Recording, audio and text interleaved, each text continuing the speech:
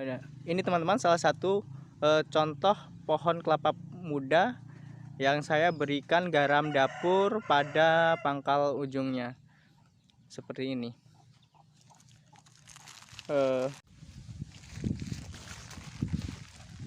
Bismillahirrahmanirrahim. Assalamualaikum warahmatullahi wabarakatuh.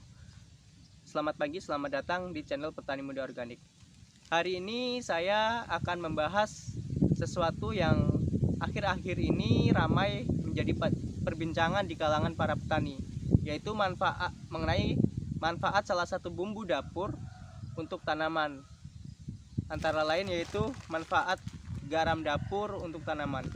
Beberapa petani beranggapan garam dapur dapat menggantikan fungsi pupuk untuk tanaman, sehingga tanaman yang diberikan garam dapur dapat lebih subur dan juga tumbuh maksimal sesuai dengan keinginan para petani, sehingga saat ini para petani ramai menggunakan pupuk garam dapur untuk tanaman mereka. Namun apakah benar garam dapur dapat menggantikan pupuk kimia untuk kebutuhan nutrisi tanaman kita?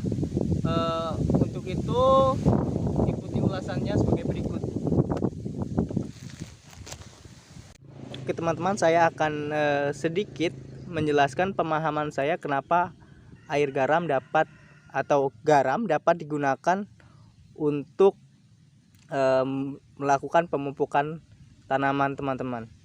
Jadi gini, bahan dasar pembuatan dari garam itu sendiri merupakan air laut.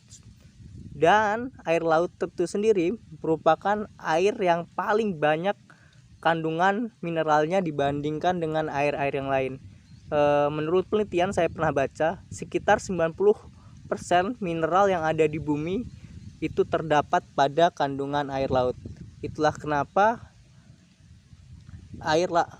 garam dapat digunakan sebagai pupuk untuk tanaman teman-temannya, karena mengandung banyak sekali mineral yang terkandung di dalamnya. Sebenarnya yang paling bagus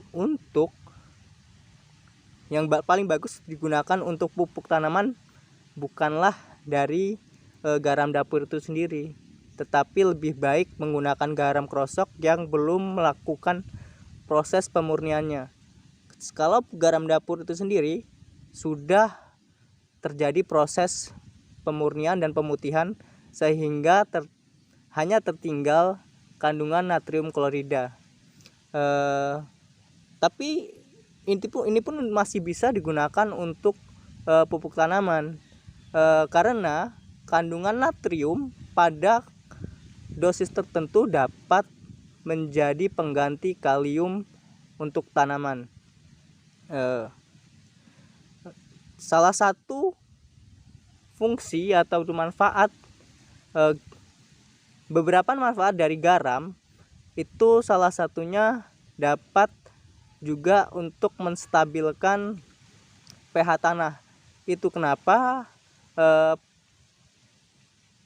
pohon dapat lebih subur, karena tanah atau pH tanah menjadi netral dan proses penyerapan dari nutrisi-nutrisi yang dibutuhkan oleh tanaman itu menjadi lebih maksimal. Apabila tanah itu terlalu asam, biasanya kita kalau di lokasi persawahan menggunakan kapur dolomit, dan alternatif dari kapur dolomit itu sendiri dapat digantikan oleh garam.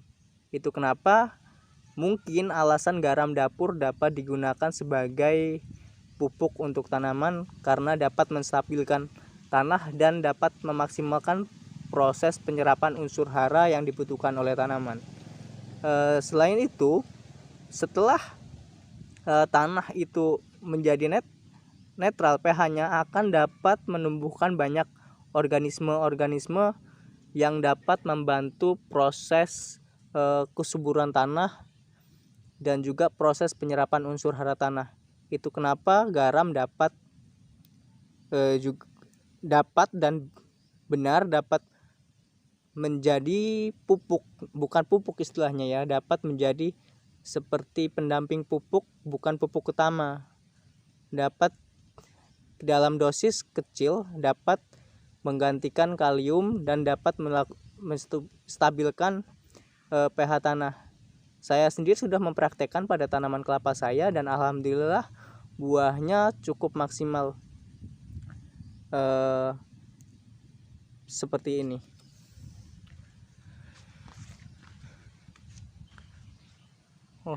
Tidak terlalu kelihatan, tapi teman-teman itu pohon itu buahnya cukup lebat. Setelah beberapa bulan saya rutin untuk melakukan pemupukan menggunakan garam pada pangkal pohonnya. Adapun cara menggunakannya adalah dengan cara menyebar pada pangkal seperti ini.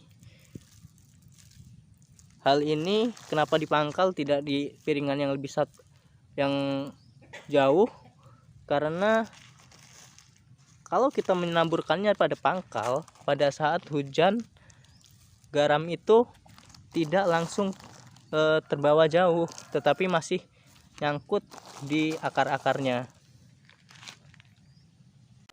Ini teman-teman salah satu contoh pohon kelapa muda yang saya berikan garam dapur pada pangkal ujungnya. Seperti ini. Saya hanya saya selipkan tanaman dapur pada ujung atau pada pucuk tanaman kelapa. Namun ininya kita kasih lubang sedikit sehingga pada saat hujan garam itu akan sedikit demi sedikit turun ke bawah dan terserap maksimal oleh si pohon. Pada awalnya nih, sebelum saya aplikasikan garam, tumbuhan terlihat tidak normal, terlihat pada daun yang seperti ini, termakan oleh penggerek batang dan juga tumbuh tidak normal. Tapi setelah beberapa bulan saya aplikasikan garam dengan cara menyelipkannya pada ujungnya, tanamannya alhamdulillah tumbuh lebih subur dan juga sekarang sudah cukup tinggi. Mungkin sedikit tambahan kepada teman-teman, kenapa garam dapur juga cukup bagus untuk tanaman kelapa, karena pada dasarnya pohon kelapa itu sendiri tumbuh dengan baik di sekitar wilayah pantai. Itu kenapa teman-teman sering menemui beberapa pohon kelapa tumbuh dengan lebat di sekitar pantai. Dan juga memang garam dapur itu bisa menyuburkan tanaman. Akan tetapi garam dapur itu sifatnya sebagai pupuk tambahan atau pupuk alternatif, bukan sebagai pupuk utama, teman-teman. Itu yang menjadikan saat ini menjadi sedikit kesalahan para petani karena menganggap garam dapur ini sebagai pupuk utama untuk tanaman, sehingga lama-kelamaan tanaman akan menjadi kurus dan juga tumbuh tidak subur.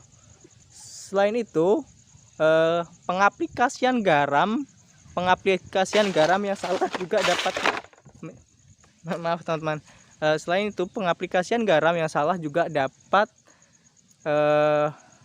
justru mematikan tanaman, seperti pada tanaman hortikultura, cabai, terong atau lain-lain.